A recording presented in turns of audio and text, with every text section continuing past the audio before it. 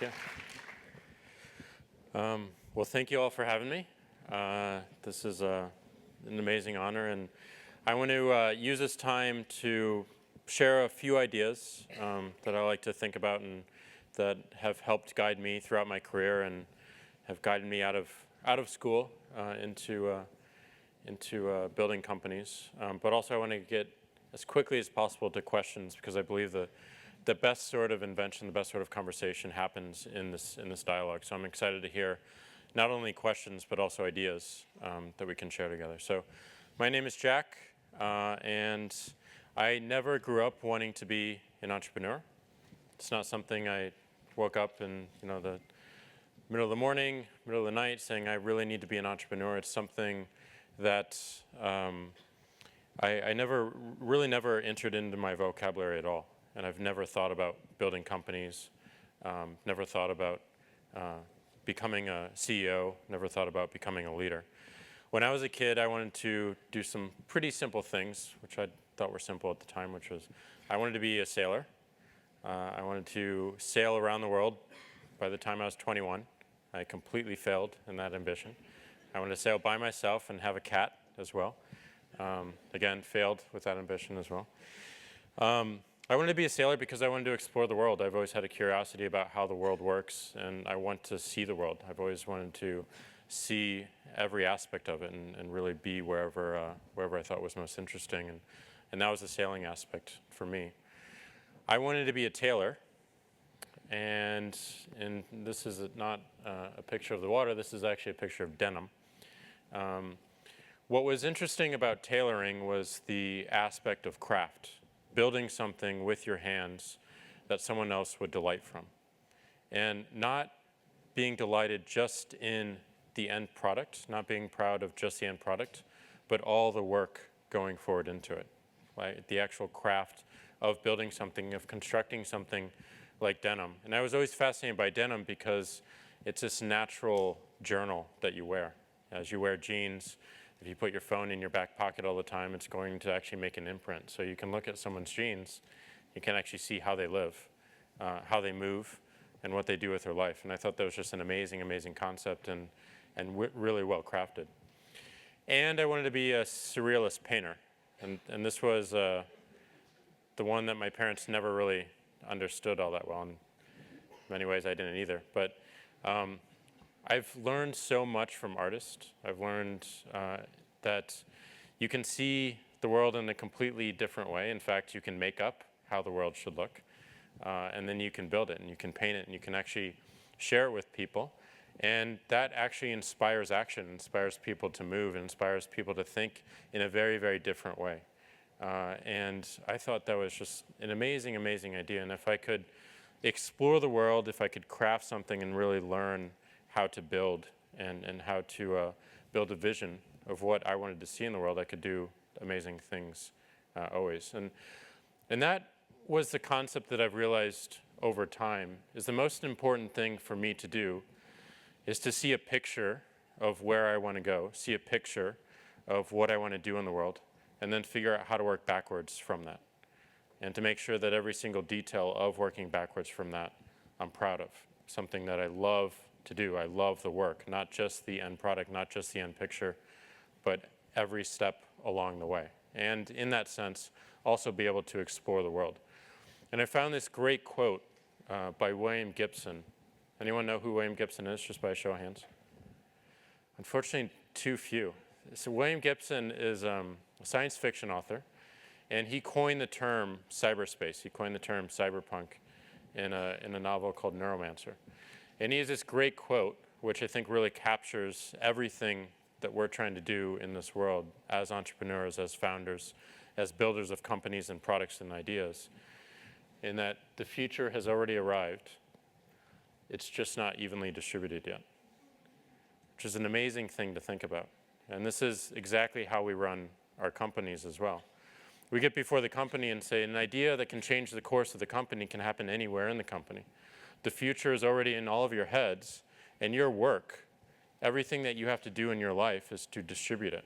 It's to make sure that other people can see it. It's sharing it with other people so that it resonates in a way that speaks to them, and then they want to build it as well, right? And over the course of doing that, of realizing that picture and making sure that I am distributing my idea, distributing my picture to folks, I realized that's the most important thing. It's to have that strong vision, to have that sense of what you want to do in the world, to be selfish, to build something for yourself, and then be able to convince others to do the same, and by showing them what to do. We talk a lot in the Valley, we talk a lot in technology about one word, and that word is disruption. And this is disruption. Disruption is moving things around, moving things, scattering it around, has no purpose, it has no vision, has no values, no leadership. This is not what I want to do in the world. This is not what I want to see more of in the world. I want something with purpose. I want something with direction. I want something with thoughtfulness. So instead of constantly talking about disruption, I believe that we should talk and focus more on things like revolution. Revolution actually has shared purpose. Revolution has an idea. It has values. It has leadership. It has direction. It has something that people can see. It has an end state that actually has a positive impact. But most importantly, it's a cohesive end-to-end experience that people can really get behind and join. And sometimes revolution changes everything, and it's loud and it's violent. Sometimes revolution is silent, and it moves just as much. It can move the entire world in just one image, one action. So revolution can also take on the power of, the individual. There's someone I look to all the time, lived a very complicated life, did a lot of great things, but also did a lot of poor things. But a very simple action of collecting salt created a revolution in the country that actually brought India back, inspired people to take their own steps, inspired people to think in their own way and to really question everything that was going on around them. We talk a lot about disruption. We don't talk enough about revolution. We don't talk enough about values and purpose. We talk a lot about founders. We talk a lot about founding moments. We put so much emphasis on the founding moment of a company, the founding moment of an organization, the founding moment of an idea. And these are the rock stars in the organizations. This is what everyone wants to be. And I think that's actually not reality. The great companies don't have just one founding moment. They have multiple founding moments. And just to show an example of this, we would look at the United States. This is one of my favorite paintings because it shows that these guys had a good idea, but their best idea is captured in the phrase, a more perfect union. A more perfect union. We did not get everything right today. We're not going to get everything right now. Others will come and they will finish the painting. Others will come and actually finish the organization in a way that we just can't predict. We can't project right now. And in fact, they did. We had people like Lincoln who completely changed how everyone thought about living in a union. Everyone thought about living in a United States of America. Had a significant impact, and I would consider him a founding father of our nation, of our ideas. We had not just individuals, but also movements, like the women's suffrage, completely questioning every single thing that we took for granted before, having another founding moment that set the tone for the rest of the country and how the country would move forward.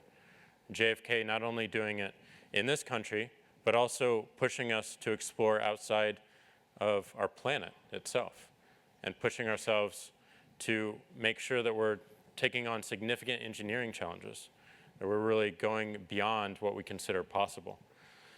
And that is what we always want to strive for in our companies, is that we have multiple founding moments. We don't have just one, right? A lot of people look at Biz and Ev and myself and this green deer as the founders of Twitter, and then just stop.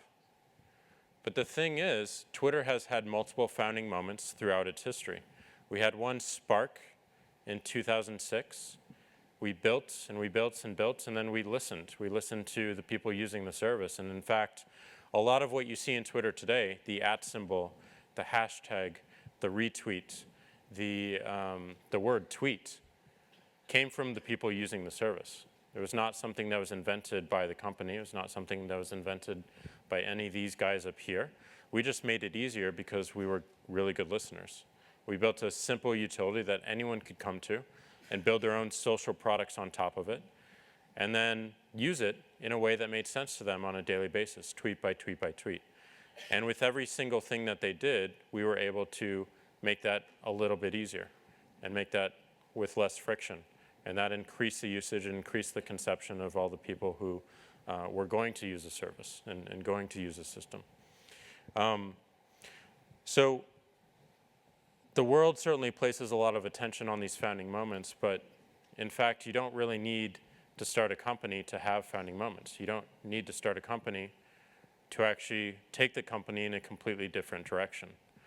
And a lot of emphasis is also placed on the word entrepreneur, someone who is thought to start something new. But if you look at the definition of entrepreneur, it's actually someone who just takes significant financial risk in order to create something in the world. It doesn't say you need to start a company. It doesn't say you need to be a CEO. It doesn't say that you need to build a business. It says you need to take significant risk to build something new. And the quote that kind of captures the way that I've always thought about building that picture that I want to see in the world is by Steve McQueen. This is him in San Francisco. He only had one really good quote that's worth remembering or mentioning. But is, when I believe in something, I fight like hell for it. So when I believe in something, I fight like hell for it. And that has been my life. I've had a picture of what I wanted to see in the world. And I did whatever it took to make sure that it succeeded, to make sure that it thrived in the case of both companies. Twitter started because I had this fascination with cities. I had this obsession with what was happening around the street corners in St. Louis, Missouri that I wasn't present at. And I had this obsession because my parents had always lived in the city. They had a police scanner. I could hear the police cars and the fire trucks and the ambulances roam around my city. And my parents bought a Macintosh in 1984 when I was 8 years old, and I was blown away by that. And I decided that if I really wanted to see what was happening in the city, I needed to make these maps that I was obsessed with move around. And I could do that with a computer. So therefore, I had to learn how to program.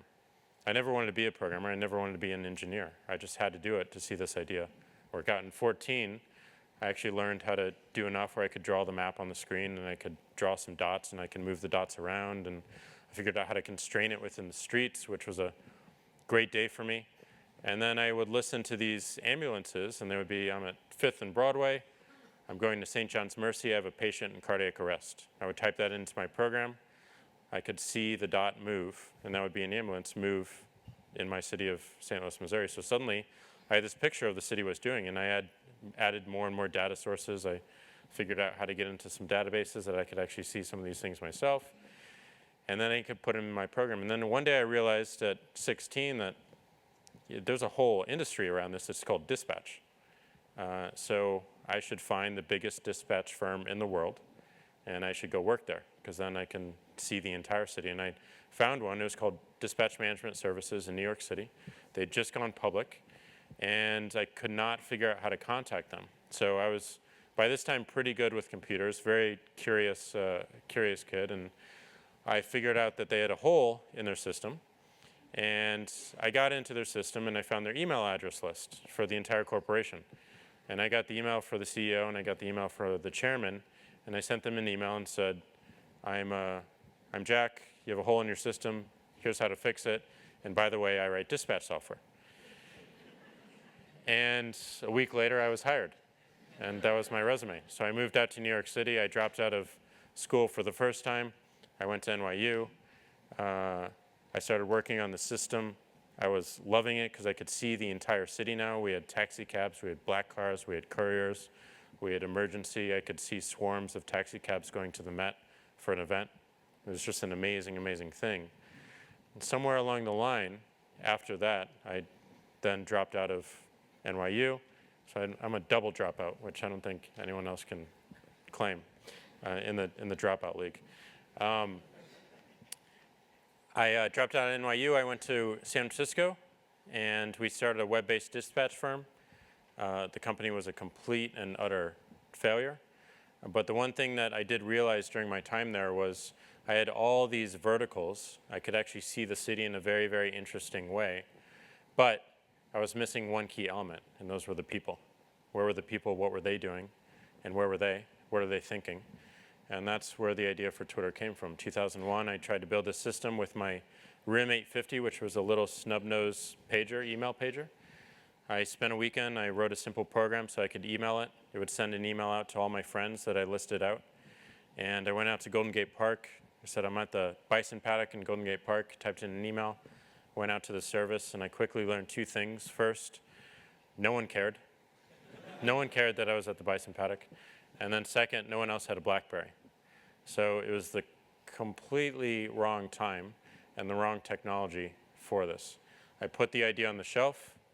In 2006, 2005, 2006, SMS got really big in this country because you could send a message from Verizon to Singular, which was the first time you could cross carriers because Singular was GSM, which was what SMS was built off of, and then Verizon was CDMA, and they had no way to talk to each other.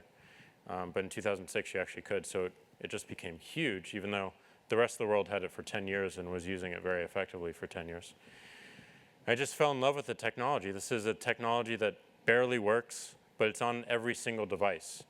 And once I saw that technology, I said, oh, this is the time. I was working at the first company I had actually write a resume for, which was Audio, a podcasting company. And I had not a care in the world about podcasting. When I joined the company, I also learned that no one else cared about podcasting at the company. So the company had no direction. It had no passion for what it was doing. But it had an amazing group of people, including my two co-founders. And they had started Blogger before, and they had a sense of what text mediums could do. So I could bring up this idea. It was a very simple idea and said, can I have 2 weeks to work on it? And they said yes, and we built Twitter in 2 weeks. And the first human-written tweet is inviting coworkers, which was inviting all my coworkers to the system. And then 2 weeks after that, we invited friends. And then invite, and it just has taken off ever since. But a lot of what you see today hasn't really changed from those initial 2 weeks. It's stayed fairly consistent, but it's gotten better and better and better and more refined as we've learned from how people are using it and what they're doing.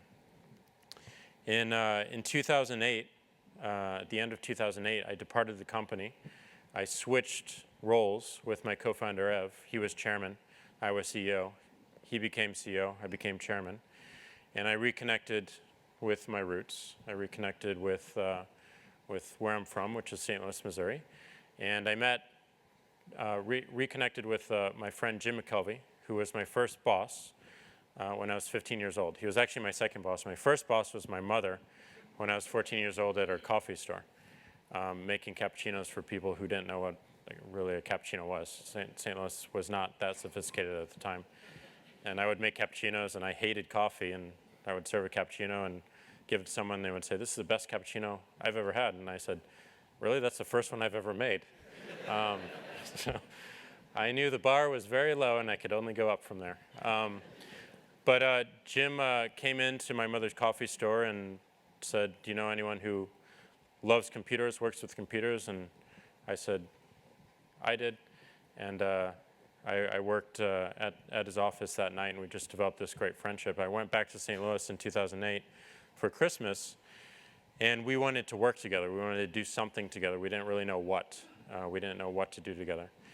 So he had an idea of like, let's build an electronic car. And I said, okay, I have no idea how to do that, but I'd really love to work with you on figuring it out. And then we kept coming up with ideas, and nothing was really sticking. And then he called me in frustration one day saying, Jack, he's a glass artist. Jack, I just lost a sale because I couldn't accept a credit card. And we both had these phones next to our ears, these iPhones and supercomputers that could do anything right next to our ears. And we wondered, like, why was that so difficult? Why was it so difficult for Jim to accept a credit card? And we took a month, and we figured it out. And that month was the answer to that question, why? And that month was the beginning of Square. And since then, we've realized what we're actually doing. what we're actually building, and it's all around making commerce easy.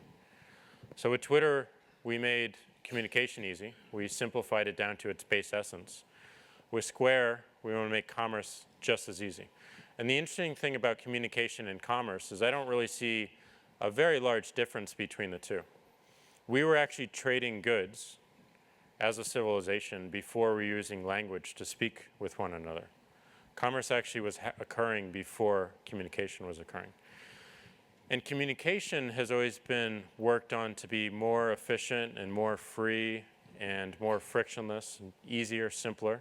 And you see that with Twitter and Instagram and Facebook and Vine today. But commerce, for whatever reason, became more complicated and more abstract and more expensive. And it departed from communication. But when you really think about what commerce is, it's not payments.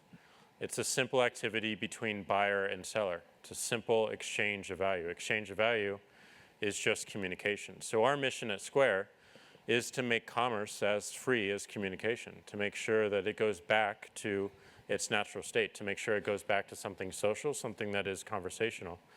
And the way we started is we looked at the system and we realized that, hey, everyone in the world is paying with plastic now. Everyone is paying with credit cards. They're not paying with cash anymore. They're not carrying their checkbooks around.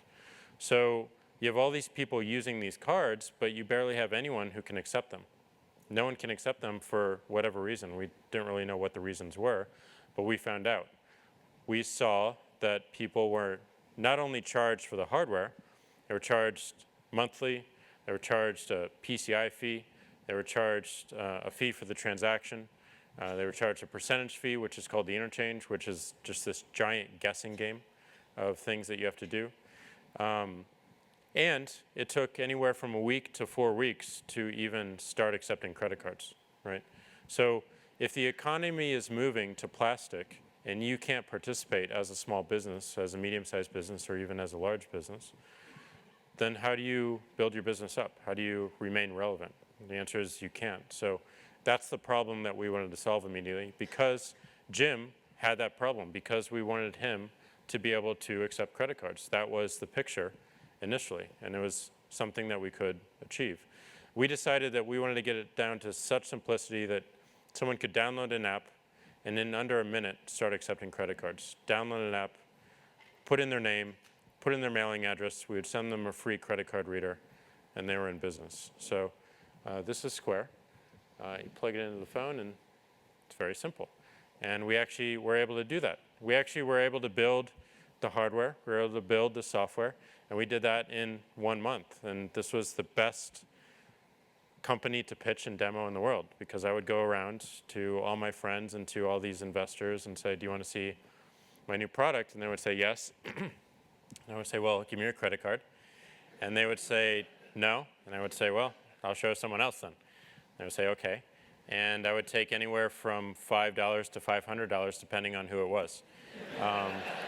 Some people would give me a black Amex, and you know exactly what I would do with that. So we ate very, very well in the early days of the company. But the thing is, like when people saw that swipe, they said, wow. And the second time they said wow was when they signed on the screen with their finger. And it seems very simple now, it seems very obvious now, but at the time, it was seen as this superpower. You just took money off my card. And I said, yeah, check your statement. It'll say Jack Dorsey, $500. And they brought up, their Amex statement, and they saw Jack Dorsey, $500, and it's just an amazing feeling. And then I would say, "See ya." But it was a great thing because you could actually you had this visceral reaction to something that you only see behind counters, you only see behind barriers, and now it was right in your pocket, and it really resonated with not just individuals like Jim. But also larger merchants and folks who are growing at the same time. After we built the original credit card terminal, we really looked and listened to our customers and how they were using the system, and we realized that the following thing happened on most counters around the country. This is what most mom and pop stores have in their businesses. They have what's effectively a calculator on top of a cash box. And then they have a credit card terminal, if they accept credit cards, which most don't, right next to it. And the interaction that happens for the buyer is this. I walk into this store and I order a cappuccino. And they find the cappuccino button and they press the cappuccino button. A receipt pops out and says $3.25. And I hand over my credit card and they look up and they groan or they sigh. And I say, okay, I'm going to take this. Type in 324 into the terminal, into the machine right next to it. They swipe the card. Another receipt pops out. They give me that receipt to sign, take that receipt back, take the other receipt, take a coffee card, staple that together, give that to me, and then I throw that away. It's a complete waste. And at the end of the day, they don't have any information about what just happened. All they have is how much they made, the dollar amount. If they try to figure out how many cappuccinos they sold during the day and they press the button, like the report button, the receipt starts flying out, and at the end, like the ink runs out so they can't actually get the answer. Like the whole thing is terrible. The way they count cappuccinos is actually the number of cups coming out of the dishwashers, right? If they need to buy more inventory. Simple, simple, simple things like that allow you to make great decisions on how to build your business. Allow you to make decisions whether you want to have a lifestyle company, like my mother's coffee store, she only wanted to have 2 employees, or you want to build a global business like Howard Schultz. All you need is data. You need to be able to see what's happening in your business, and this doesn't matter what scale you're at. So the only way to really do this is not to build 2 separate systems, but to build one system, and that's exactly what we recognized and exactly what we did. And we built something called Square Register. So took all the mess off, put something in an iPad, and there's some really important things that we realized in doing this. Number one is that merchants put all of this attention and craft into their aesthetic. They really build up their store. And then they have to compromise at the counter. They have to compromise at the payment system. You know, they're so proud of what they built, and then they have to have these ugly systems right on the counter. And worse, it's right before their customers. Like, this is the thing that is in front of their customers when they walk in. And there's a few folks who have realized how bad this is. If you go to any luxury store, you go to like a Hermes or a Prada or Armani, and you buy something, first of all, you enter in this like weird universe where you can't really tell what time it is and everything looks magical, and if you buy that, you're going to be a completely different person. If they were to put this on the counter, that would completely bring people back to reality. So what they do is if you buy a belt or you buy a tie or you buy anything, what they do is they say, okay, can I please have your credit card? And they take your credit card and then they go off into the back room and they close the door and then they swipe the credit card and they print a receipt and then they put the receipt in this like beautiful leather envelope. They come out and they say, please sign. It's like the heaviest pen you'll ever feel. You sign it. Like, oh my God, this experience is so amazing. Why can't this happen all the time? They close it in 1 minute, please. And then they go back into the back room, and then they take that receipt and they put it in the most expensive envelope you'll ever see. And they take that out and they hand it with 2 hands and they give you that envelope. It's just a receipt in it. It's a paper receipt. But they've removed everything that looks mechanical. They removed everything that looks like it has friction to contain that experience. And that actually builds loyalty up. It actually builds a desire to come back and to really continue to exist in this magical world that they created. Every single merchant in the world wants to do this. They can't, because they don't have the infrastructure. They don't have the basic, simple things. The other thing that we learned is that the folks who are using this iPad, their 2-year-olds are using the iPad. In fact, in many cases, their 2-year-olds are teaching them how to use the iPad, right? So if we use commodity hardware that people already know how to use, people are already familiar with, there's no training. It's just intuitive. People spend 6 hours of their day behind one of these things, right? So it better well damn feel amazing and not something that is constantly complicating. So we focused a lot of our energy on the merchant. But again, we were being quite selfish because we go to get coffee every day. We go to have food at restaurants every day. We go through all these commerce transactions that we love every single day. And we have to put up with all this mechanical crap all the time.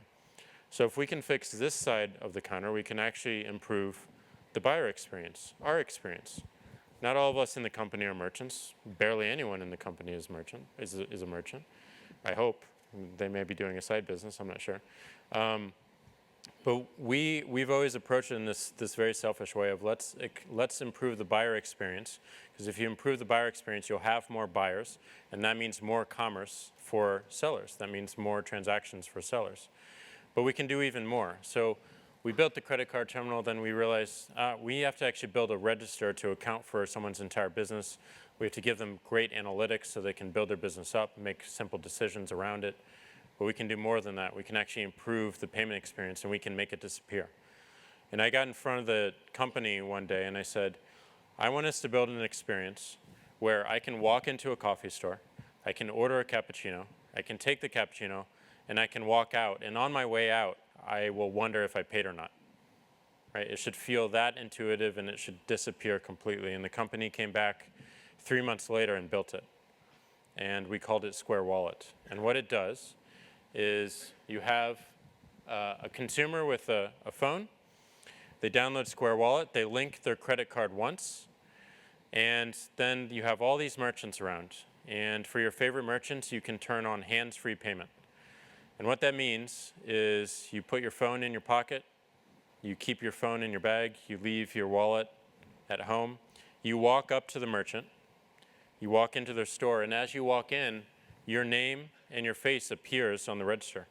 It says Jack is entering the store, and it's likely that he's going to order a cappuccino, right? Because that's his favorite. He gets it every single day. So what the tool we just gave the merchant is that they can recognize you by name. They can say, hey, Jack, would you like your regular? I'm like, whoa, how'd you do that? How'd you know that? This is what Starbucks did with their entire business. They trained baristas to ask a very simple question. How is your day going?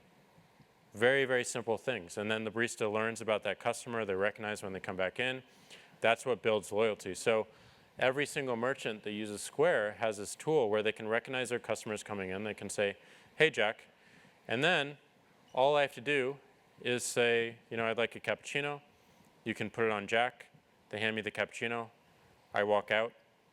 And as I'm walking out, they ask me if I want to leave a tip or not, right? Very, very simple. On my speed, doing what I want to do. I'm actually tipping the quality of the cappuccino I'm enjoying right now instead of someone's ability to enter into a point of sale system. And our merchants have seen a 22% increase in tips because of this very, very simple thing. But this is giving the merchant a tool to build natural loyalty. They don't need coupons. They don't need Groupons. They don't need sales. They just need a great product.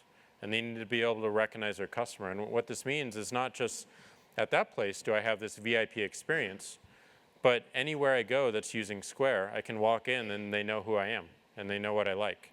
And they can treat me like a VIP, which means that I'm going to keep coming back there again and again and again because it feels like my place. It feels like something I own. And in fact, it's another one of those superpowers. It's another one of those things that when people see someone walk up to the counter and say like, hey, cappuccino please. Okay, thanks. Walking away. Like, how'd that guy do that? Like, who's he know? Who's he friends with? I want to do that. And those are the products we want to build. These are the products that they give people these superpowers that they want to show off naturally. Twitter was very, very similar in that you can communicate with the entire world from wherever you are. You could see what was happening in the entire world wherever you are. Doesn't matter if you're in front of TV, if you're out, if you're in front of a computer. All of that has the power to make you better and to give you a better experience. And it's so great that people want to show it off. And that's how products really, really spread. And we think a lot about this, this end-to-end experience. And one of the things that we derive a lot of inspiration from is something that we'll find in our own area, which is the Golden Gate Bridge, something that we have the opportunity to cross every now and then. We really built the company around this very simple idea. There's many, many aspects of this bridge that I love, but going back to something I said earlier, it's not just the end product that was magical, it was also the way they built it. If you look at just the end product for a minute, what it is it's a bridge. It has one purpose, it has one feature, and that feature is it doesn't fall down. That's all it has to do. It just doesn't fall down, right? And most people who are crossing that bridge, they're not thinking about, oh, is the bridge going to fall down? Because they know bridge is probably not going to fall down. There's going to be some people who are thinking, the bridge is going to fall down, and like, why do I have to do this? And it's going to be an earthquake, and the whole thing. But they're actually protected from that. So the bridge's goal, the bridge's function, is to get people from point A to point B. And most of the commuters that go on this bridge every single day, all they're thinking about is point B. They're thinking about what's on the other side. Like, what do I have to do at work today?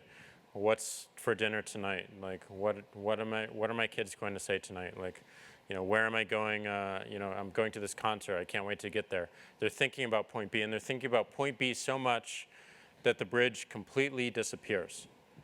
They don't even notice it, right? It served its function. It served its utility. It's a utility that does it so well. It's so intuitive that it disappears completely. And that is magical. That's a product.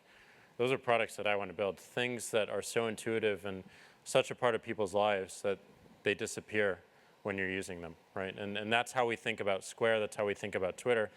People come to Twitter for a very simple reason. It's another A to B. They want to get some information from someone, or they want to communicate and share with the world. With Square, they want to move money from one place to another, or they want to build their business. And our job, in both cases, is to make sure that it stays up 100% of the time.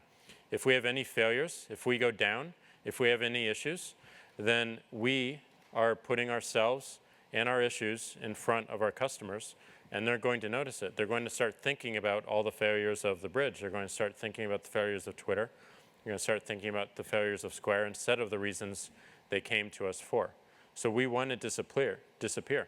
But the amazing thing about this bridge is if you actually do take a moment to notice it, it is absolutely breathtaking. When you're coming down the Sausalito tunnels and you see the two towers rise above the city, which is normally rising out of clouds because it's always foggy there, and unlike here, which is absolutely gorgeous today, it's breathtaking. It literally takes your breath away, and you notice that it's not just a bridge that provides utility, but it's something that's iconic. It's something to be proud of. It's something that everyone who worked on this bridge is immensely proud of, so proud that their grandkids are proud of it today. And that's one of the most amazing things about this bridge, is just the story of building it. This is a bridge that is crossing one of the most tumultuous spans on the West Coast. It's this area underneath the bridge. This area right here is about 60 feet deep. Underneath the bridge, it goes down to 400 feet deep. All the weather is forced right through this Golden Gate. You have these high winds and you have earthquakes. It's the last place on the planet that you want to build a bridge, 1.7 mile span across the Golden Gate. And not only did they have the ambition and the audacity to cross this span and to build something that would last, but they also had the audacity to make it beautiful, something that people would be proud of. 1,300 people worked on this bridge, 1,300 people. It cost $1.3 million, which would be about, $33 million, which would be about $1.3 billion in today's money.